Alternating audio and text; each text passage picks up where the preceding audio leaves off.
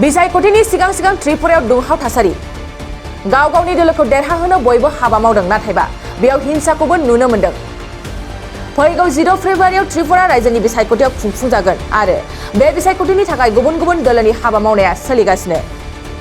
बे खेबनि बिसायख'थियाव सोर बांसिन भट लानानै सरकार दानो हागोन बे समाव बेनि थाखाय त्रिपुरायाव साफ्रोमबो दोलोनि सुबुंफ्रा हर सान हाबा मावगासिनो।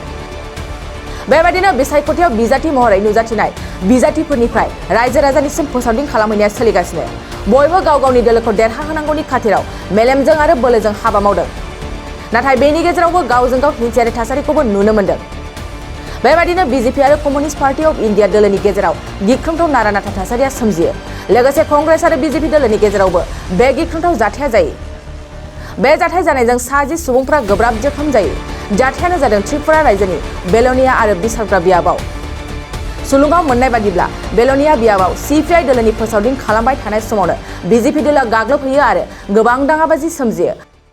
फारसेथिं बिसारग्रा बियाबाव कंग्रेस दोलोनि सुबुंफ्रा बिजेपि दोलोनि सुबुंजों बुजायो। बेबायदिनो 60 सुबुंफ्रा गोब्राब जोखोम जायो।